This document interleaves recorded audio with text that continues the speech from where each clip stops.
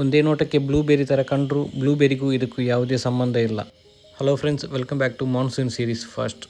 ನಮ್ಮ ಕಡೆ ಎಲ್ಲ ಬ್ಲೂಬೆರಿಯ ಪರಿಚಯ ಇಲ್ಲದಿದ್ದರೂ ಕೂಡ ಇದರ ಪರಿಚಯ ಎಲ್ರಿಗೂ ಇದೆ. ಇದು ನಮ್ಮ ಬಾಲ್ಯದ ಒಂದು ಬ್ಲೂಬೆರಿ. ಇದು ನೇರಳೆಯ ಹತ್ತಿರದ ಸಂಬಂಧಿ ಹಾಗೂ ಬ್ಲೂಬೆರಿಯ ದೂರದ ಸಂಬಂಧಿ ಅಂತ ಹೇಳ್ಬೋದು. ಯಾಕೆಂದರೆ ಬಣ್ಣ ಮತ್ತು ರುಚಿ ಆಕಾರದಲ್ಲಿ ಬ್ಲೂಬೆರಿ ಥರನೇ ಹೋಲ್ತದೆ.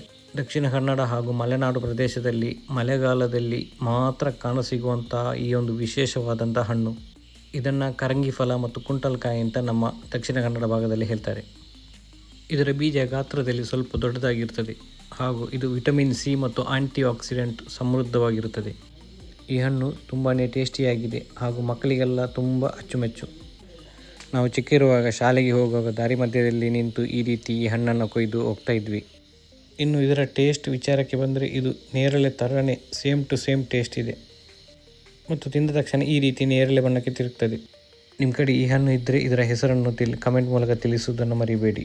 ವಿಡಿಯೋ ಇಷ್ಟ ಆದರೆ ಲೈಕ್ ಮತ್ತು ಫಾಲೋ ಮಾಡಿ ಹಾಗೂ ರೀಪೋಸ್ಟ್ ಮಾಡಿ. Thank you so much.